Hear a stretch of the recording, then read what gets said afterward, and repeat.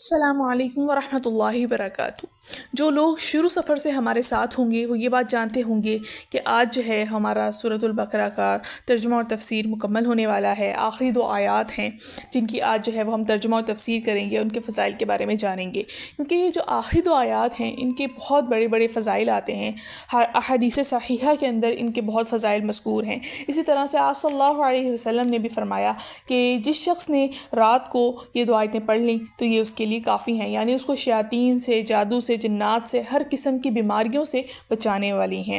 ابن عباس رضی اللہ عنہ کی روایت ہے کہ آپ صلی اللہ علیہ وسلم نے فرمایا کہ اللہ تعالیٰ نے یہ 2 آیتیں جنت کے خزائن میں سے، خزانوں میں سے مجھے عطا فرمائی ہیں، جس کو تمام مخلوق کی پیدائش سے 2000 سال پہلے خود رحمان نے، خود اللہ تعالیٰ نے اپنے ہاتھوں سے لکھ دیا تھا۔ جو شخص ان کو عشاء کی نماز کے بعد پڑھ لے تو وہ اس کے لیے قیام اللیل یعنی تہجد کے قائم مقام ہو جاتی ہے۔ اور اسی طرح آپ صلی اللہ علیہ وسلم نے فرمایا کہ اللہ نے سورہ بقرہ کو ان 2 آیتوں پر ختم فرمایا جو مجھے خزانہ خاص میں سے عطا فرمائیں، جو عرش کے نیچے ہے۔ اس لیے تم خاص طور پر ان آیتوں کو سیکھو، اپنی عورتوں اور بچوں کو سکھاؤ۔ اسی لیے حضرت عمر رضی اللہ عنہ نے، حضرت علی رضی اللہ عنہ نے فرمایا کہ ہمارا یہ خیال ہے کہ کوئی شخص جس کو کچھ بھی عقل ہو، جو عقل مند آدمی ہو، وہ سورہ بقرہ کی ان دونوں آیتوں کو پڑھے بغیر نہ سوئے گا، کیونکہ اس کی جو فوائد ہیں وہ بے انتہا ہیں۔ صرف سورہ بقرہ جو ہے وہ ایک قرآن کی ایک صورت نہیں ہے، بلکہ یہ آپ کے پاس ایک وظیفہ ہے جو اللہ تعالیٰ نے آپ کو شروع کے اندر ہی جو ہے وہ عطا فرما دیا ہے۔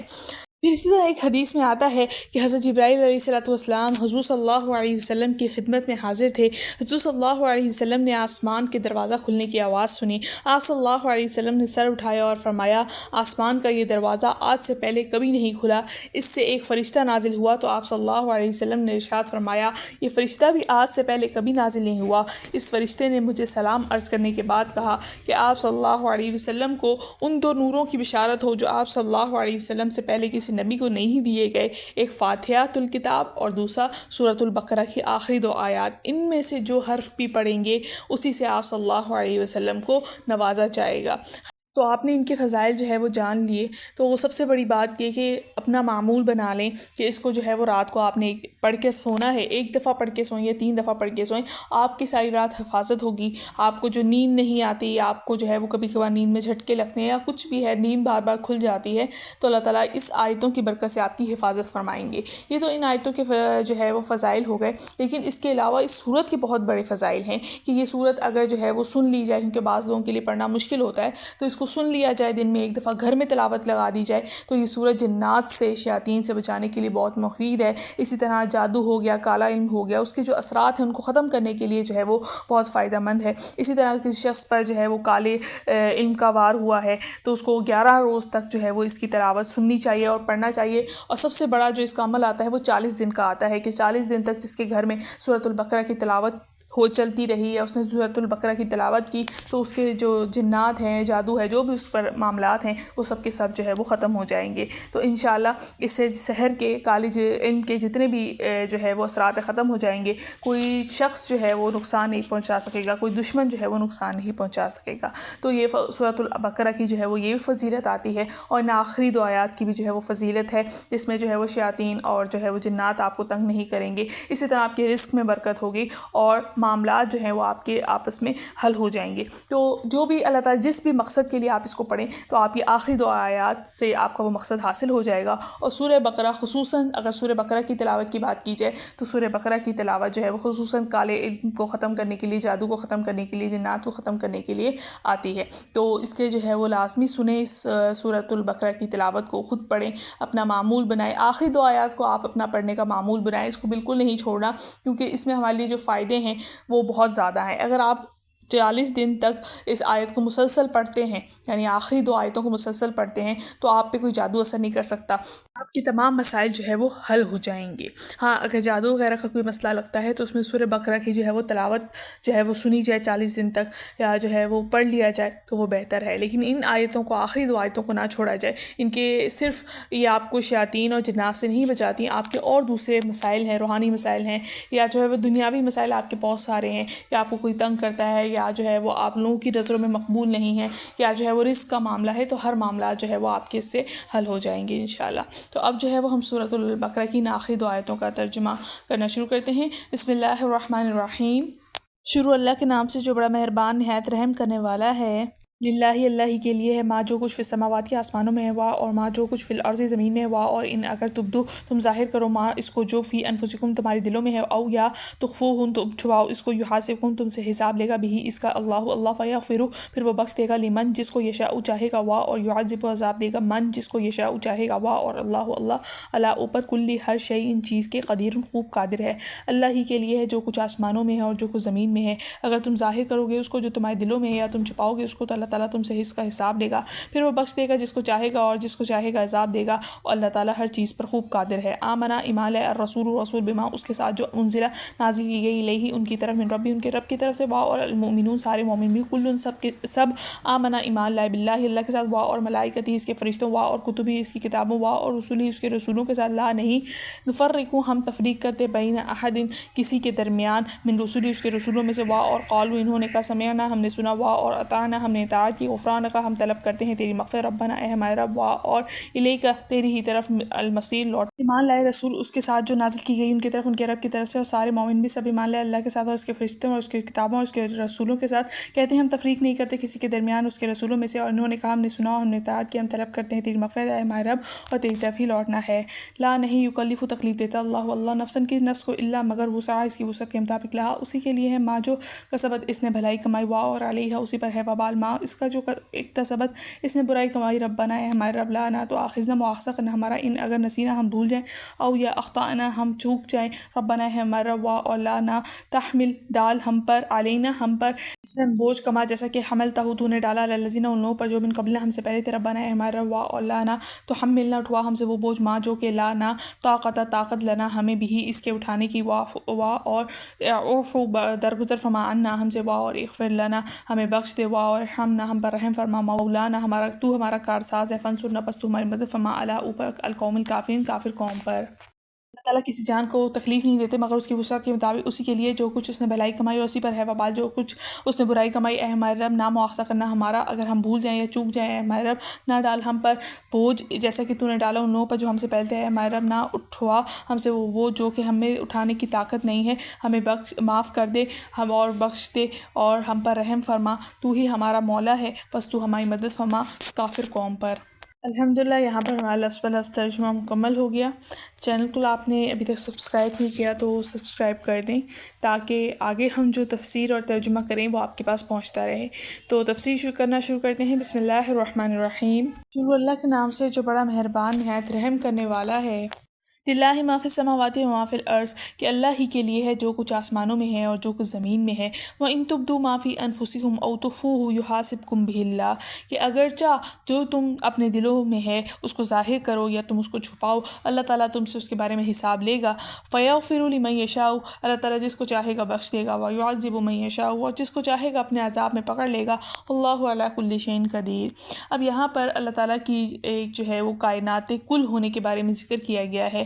اور اس آیت کا جو معنی ہے وہ یہی ہے کہ اللہ تعالیٰ اپنی مخلوق کے تمام اعمال کا محاسبہ فرمائیں گے، وہ عمل بھی جس کو وہ کر گزرے ہیں اور وہ بھی جن کا دل سے انہوں نے پختہ ارادہ کیا تھا، اس کو دل میں چھپا لیا تھا مگر عمل نہیں کیا تھا، ارادہ کیا تھا مگر عمل نہیں کر سکے تھے، تو اس کے بارے میں بھی جو ہے وہ کل حساب ہوگا۔ اسی طرح حدیث میں آتا ہے، صحیح بخاری کی صحیح مسلم کی حدیث ہے، ابن عمر رضی اللہ عنہ نے فرمایا کہ میں نے آپ صلی اللہ علیہ وسلم سے سنا کہ مومن قیامت کے روز اپنے رب جلالہ کے سامنے جو ہے وہ پیش کیا جائے گا، یہاں تک کہ اللہ تعالیٰ اس کو اس کا ہر گناہ یاد دلائیں گے اور سوال کریں گے، تو جانتا ہے کہ تو نے یہ گناہ کیا تھا؟ بندہ مومن اقرار کرے گا، اللہ تعالیٰ فرمائیں گے کہ میں نے دنیا میں بھی تیری پردہ پوشی کی اور تیرا گناہ لوگوں میں ظاہر نہیں کیا، اور میں آج بھی تجھ کو معاف کرتا ہوں، اور نیکیوں کا اعمال نامہ اس کو دیا جائے گا۔ لیکن کفار اور منافقین کے جو گناہ ہیں وہ سب لوگوں کے سامنے سنائے جائیں گے اور ان کو مجمع عام میں ذکر کیا جائے گا۔ اسی طرح حدیث میں آتا ہے کہ اللہ تعالیٰ قیامت کے روز فرمائے گا کہ یہ وہ دن ہے جس میں پوشیدہ چیزوں کا جائزہ لیا جائے گا اور دلوں کے پوشیدہ راز کھولے جائیں گے، اور یہ کہ میرے کاتب اعمال فرشتوں نے تو صرف تمہارے وہ اعمال لکھے ہیں جو تم ظاہری طور پہ کرتے تھے، اور میں ان چیزوں کو بھی جانتا ہوں جن پر فرشتوں کو اطلاع نہیں تھی، اور نہ انہوں نے وہ چیزیں تمہارے نامہ اعمال میں لکھی ہیں۔ اب میں وہ تمہیں سب چیزیں بتلاتا ہوں، ان پہ محاسبہ کرتا ہوں، پھر میں جس کو چاہوں گا بخش دوں گا اور جس کو چاہوں گا عذاب دوں گا، پھر مومنین کو معاف کر دیا جائے گا اور کافروں کو عذاب میں پکڑ لیا جائے گا۔ تو اس آیت سے یہ بات معلوم ہو گئی کہ دل کے ارادے پر کوئی عذاب اور عتاب نہیں ہے، یعنی گناہ کرنے میں اگر انسان کا کوئی جو دل ہے وہ اس کو گناہ کرنے پر ارادہ کرتا ہے، وہ کہتا ہے کہ میں چوری کر لیتا ہوں یہاں سے، لیکن اپنے آپ کو وہ پھر روک لیتا ہے اور چوری نہیں کر پاتا، تو کیا ہے اس کا جو ہے وہ حساب نہیں ہوگا، اس کو جو ہے وہ بخش دیا جائے گا۔ ہاں، ایک وہ گناہ جس نے اس میں دل کا ارادہ کیا لیکن اور وہ کرنے کے لیے بھی تیار تھا چوری، لیکن اس کو موقع نہیں مل سکا، تو اس صورت میں پھر اس اعمال پر جو ہے اس کو گناہ ملتا ہے اور اس کا جو ہے وہ کل قیامت والے دن حساب کتاب لیا جائے گا۔ تو آیت کے اندر جو ذکر کیا گیا ہے وہ یہی ہے کہ دل کی چھپی ہوئی باتوں سے مراد جو وساوس ہیں، وسوسے ہیں جو انسان کے دل میں بغیر ارادے کے آ جاتے ہیں، گناہ کا کوئی خیال ہے دل میں آ جاتا ہے، اللہ تعالیٰ نے اس کو معاف کر دیا، لیکن اگر اس پر وہ اپنے اختیار کے ساتھ اس کو دل میں لاتا ہے، ارادہ کر کے اپنے دل میں خیالات لاتا ہے، تو کل قیامت والے دن اس کو جو ہے وہ حساب لیا جائے گا۔ کی گئی کہ جب صحابہ نے یہ سنا کہ جو وساوس ہیں ان کے اوپر جو ہے وہ محاسبہ ہوگا، تو شروع آیت کے اندر جو ظاہری الفاظ تھے اس میں یہی تھا کہ ہر قسم کے خیالات پر کل قیامت والے دن حساب کتاب ہوگا، تو اس پر صحابہ اکرام رضی اللہ عنہ جو ہے وہ ان کو فکر لاحق ہوگی، وہ پریشان ہو گئے کہ اگر انسان کے دل میں کوئی وہم یا وسوسہ آتا بھی ہے، کوئی خیال آتا بھی ہے، تو ایک تو انسان جان بوجھ کے لاتا ہے، ایک اس کا غیر اختیاری سے جو ہے وہ فیل ہوتا ہے، تو اب اختیار پہ تو انسان کو اگر جو ہے وہ مواخذہ ہو جائے تو سمجھ میں آتا ہے، لیکن غیر اختیاری وساوس پر بھی اگر مواخذہ ہونے لگے گا تو کون نجات پائے گا، کیونکہ انسان کے دل میں تو ہمیشہ وساوس چلتے ہی رہتے ہیں۔ تو صحابہ اکرام نے اس فکر کو آپ صلی اللہ علیہ وسلم کے ساتھ عرض کیا، تو آپ صلی اللہ علیہ وسلم نے یہ تلقین فرمائی کہ جو کچھ حکم ربی نازل ہوا ہے اس کی تعمیل اور اطاعت کا جو ہے وہ پختہ ارادہ کرو، اسی لیے انہوں نے آپ صلی اللہ علیہ وسلم نے فرمایا کہ کہو کہ سمعنا و اطعنا، کہ ہم نے سن لیا اور ہم نے آپ کا حکم مان لیا۔ تو صحابہ اکرام رضی اللہ عنہ نے یہی جو ہے وہ کیا جیسا آپ صلی اللہ علیہ وسلم نے ان کو کہا تھا، تو اس پر اللہ تعالیٰ نے یہ حکم نازل فرما دیا، لا یکلف اللہ نفسا الا وسعها، کہ اللہ تعالیٰ کسی شخص کو اس کی قدرت سے زائد تکلیف نہیں دیتا، جتنی اس کے بس میں ہو اس کو ہی تکلیف دیتا ہے۔ تو جس کا حاصل یہ ہوا کہ جو انسان خود سے وساوس اپنے دل میں نہیں لاتا، کل قیامت میں اس کا مواخذہ نہیں ہوگا۔ اس کے بعد جو ہے وہ صحابہ اکرام کو اطمینان ہو گیا۔ تو یہ جو پوری آیت ہے وہ آگے آ رہی ہے، ابھی جو ہے وہ اس آیت میں جو اس کا واقعہ تھا وہ یہ آتا ہے۔ تو آمن الرسول بما انزل الیہ من ربہ والمؤمنون، کہ مان لیا رسول نے جو اور مومنین نے جو کچھ نازل کیا گیا ان کے رب کی طرف سے، کل آمن باللہ وملائکتہ وکتبہ ورسولہ، کہ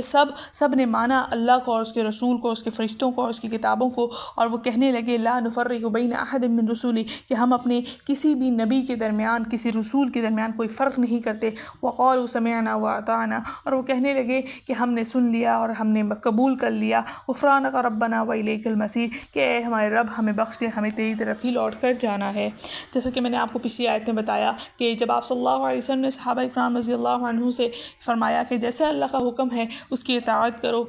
تو صحابہ اکرام کو آپ صلی اللہ علیہ وسلم نے فرمایا کہ تم سمعنا و اطعنا کرو، تو سب نے سمعنا و اطعنا کیا، جس کو اللہ تعالیٰ نے قرآن میں ذکر فرما دیا۔ وہ کیا فرمانے لگے کہ ہم جو ہے وہ اپنے اللہ پر، اللہ تعالیٰ نے جو فرشتے پیدا کیے ان سب پر، ان کی اللہ تعالیٰ نے جو آسمانی کتابیں آج تک نازل کی ہم سب اس پر، اور اس کے تمام جتنے بھی رسول ہیں ان سب پر ایمان لاتے ہیں۔ اور وہ کہنے لگے کہ ہم کسی بھی رسول کے درمیان فرق نہیں کرتے، حضرت آدم علیہ السلام سے آپ صلی اللہ علیہ وسلم کے آخر تک جو جتنے بھی انبیاء آئے ہیں ان میں ہم فرق نہیں کرتے، اور آپ صلی اللہ علیہ وسلم ہمارے آخری نبی ہیں۔ اور اسی طرح آگے وہ کہنے لگے کہ ہم نے سن لیا اور ہم نے اطاعت کر لی، کہ ہمارے رب ہم نے تیرے حکم کو مان لیا، اب تو ہمیں بخش دے، کیونکہ ہمیں تیری طرف ہی لوٹ کر آنا ہے۔ تو اللہ تعالیٰ نے جو صحابہ اکرام رضی اللہ عنہ کا قول تھا اس کو قرآن کی زینت بنا دیا۔ پھر آگے کیا فرمایا گیا، لا یکلف اللہ نفسا الا وسعها لها ما كسبت وعليها ما اكتسبت ربنا لا تؤاخذنا ان نسينا او اخطانا ربنا ولا تحمل علينا إصرا كما حملته على الذين من قبلنا ربنا ولا تحملنا ما لا طاقة لنا به واعف عنا واغفر لنا وارحمنا أنت مولانا وانصرنا على القوم الكافرين۔ اب یہاں پر کیا فرما رہے ہیں اللہ تعالیٰ، صحابہ اکرام رضی اللہ عنہ کا قول اللہ نے ذکر کیا کہ انہوں نے یہ کہا، تو اللہ نے جواب میں کیا فرمایا، لا یکلف اللہ نفسا الا وسعها، کہ اللہ تعالیٰ کسی جان پر، کسی شخص پر اس کی وسعت، اس کی گنجائش سے زیادہ بوجھ اور تکلیف نہیں ڈالتے۔ لہا ما کسبت وعلیہا ما اکتسبت، اس نے جو بلائی کمائی وہ بھی اپنے لیے ہی کمائی ہے اور اس کا حساب اللہ تعالیٰ دیں گے، اور جو اس نے برائی کمائی وہ بھی اللہ تعالیٰ اس پہ اس کو وبال دیں گے۔ ربنا لا تؤاخذنا ان نسینا او اخطانا، کہ اللہ تعالیٰ نے ان سے کیا فرمائے کہ تم یہ کہا کرو اے ہمارے رب تو ہمارا مواخذہ نہ کرنا اگر ہم کچھ بھول جائیں، یا او اخطانا یا ہم سے کوئی غلطی ہو جائے۔ ربنا ولا تحمل علینا اسرا، کہ اے ہمارے رب ہم پر بوجھ نہ ڈالنا، کما حملتہ علی الذین من قبلنا، جیسے کہ آپ نے ہم سے پہلے لوگوں پر ڈالا۔ ربنا ولا تحملنا ما لا طاقت لنا بہ، کہ اے ہمارے رب ہم سے وہ بوجھ اٹھا لے جس کی ہمیں ہمارے اندر جو ہے وہ اٹھانے کی طاقت نہ ہو، ہم پر وہ بوجھ نہ ڈالنا جس کے اٹھانے کی ہم میں طاقت نہ ہو۔ واعف عنا، ہمیں درگزر فرما، واغفر لنا، ہمیں بخش دے، وارحمنا، ہم پہ رحم فرما، انت مولانا، آپ ہی ہمارے مولا ہیں، آپ ہی ہمارے رب ہیں، فانصرنا علی القوم الکافرین، اور کافر قوم پر ہماری مدد فرما۔ تو یہاں پر اللہ تعالیٰ نے ان کا جواب بھی دیا کہ اللہ تعالیٰ تکلیف کسی شخص کو اس کی وسعت سے زیادہ، اس کی گنجائش سے زیادہ نہیں دیتے۔ ان کو ایک دعا بھی، بہترین دعا بھی سکھا دی کہ اگر ان کو کا فرمایا کہ تم کہو کہ اے ہمارے رب ہم پر بوجھ نہ ڈالنا، ہم پر اس طرح بوجھ نہ ڈالنا جیسے پہلے کافر قوموں پر ڈالا گیا تھا، اے ہمارے رب ہمیں بخش دے، ہمیں معاف فرما دے، ہم پہ رحم فرما، تو ہی ہمارا جو مولا ہے اور تو ہی ہماری جو ہے وہ مدد فرمانے والا ہے کافر قوم پر۔ تو اللہ تعالیٰ نے ان کو جو ہے وہ یہ اس کے بدلے میں یہ دعا جو ہے وہ سکھائی۔ اب یہاں پر کیا فرمایا کہ ہم پر بوجھ مت ڈالنا جس طرح پہلے لوگوں پر ڈالا۔ اب پہلے لوگوں سے کیا مراد ہیں؟ پہلے لوگوں سے مراد وہ ہیں جو بنی اسرائیل ہیں، یعنی اللہ تعالیٰ نے ایک خاص دعا کی جو ان کو تلقین سب سے پہلے کی کہ بھول چوک اور جو بھی ان سے غلطیاں ہو گئیں تو اللہ تعالیٰ سے یہ دعا مانگتے رہو کہ اللہ مجھ سے جو غلطی ہو گئی تو مجھے جو ہے معاف فرما دے اور میرے گناہوں کا بوجھ جو ہے وہ مجھ پر نہ ڈالیے گا، جس طرح سے بنی اسرائیل کو ان کے گناہوں کے بوجھوں میں دبایا گیا۔ کس طرح سے وہ کیا تھے، ان کا کوئی گناہ کرتا تھا جیسے بنی اسرائیل میں سے تو کل کیا ہوتا تھا کہ اگلے دن اس کے دروازے کے اوپر لکھا ہوا ہوتا تھا کہ اس نے آج یہ گناہ کیا ہے۔ اسی طرح ان کا اگر کپڑے پر نجاست لگ جاتی، گندگی لگ جاتی تو کپڑا پانی سے دھونے سے پاک نہیں ہوتا تھا بلکہ اس کو کاٹنا یا جلانا پڑتا تھا۔ ان کی توبہ قبول نہیں ہوتی تھی جب کہ وہ ایک دوسرے کو قتل نہ کر دیں۔ مراد یہ ہے کہ دنیا میں ہم پر وہ عذاب نہ نازل کیا جائے جیسے کہ بنی اسرائیل پر ان کی بداعمالیوں کی وجہ سے نازل کیا گیا، اور یہ سب دعائیں اللہ تعالیٰ نے ان کے حق میں قبول فرمانے کا اظہار بھی کر دیا۔ آپ صلی اللہ علیہ وسلم پر یہ آیتیں نازل فرمائیں اور بتا دیا کہ اللہ تعالیٰ نے تمہاری ان دعاؤں کو قبول کر لیا۔ الحمدللہ آج ہمارا سورۃ البقرہ کا اختتام ہو گیا ہے، اور امید ہے کہ آپ کو اس سفر کے اندر کافی فائدہ پہنچا ہوگا۔ تو بس اللہ تعالیٰ سے یہی دعا ہے کہ اللہ تعالیٰ ہمیں اس پر عمل کرنے کی اور اس کے ہمارے لیے فائدہ مند جو ہے وہ بنائیے، اور ہمارے لیے صدقہ جاریہ بنائیے۔ اور اسی طرح سورۃ البقرہ کا اختتام ہے تو سورت کے اختتام پر دعا قبول ہوتی ہے۔ بس اللہ تعالیٰ سے یہی دعا ہے کہ اللہ تعالیٰ ہمیں فکر آخرت کی طرف توجہ کرنے والا اور ہمیں نیک اعمال کرنے والا بنا دے، اور ہمیں سیدھے راستے کی طرف ہدایت دے دے، جس طرح سے چلنا چاہیے ہمیں سیدھے راستے کی طرف۔ سب کی جو پریشانیاں ہیں اللہ تعالیٰ اس کو حل فرما دے۔ تو اجازت دیجیے، ملتے ہیں اگلے سبق میں انشاءاللہ۔ اب جو ہے وہ ہم سورہ آل عمران کا ترجمہ اور تفسیر کریں گے، تو ملتے ہیں اگلی سبق میں۔ اجازت دیجیے، السلام علیکم ورحمۃ اللہ وبرکاتہ۔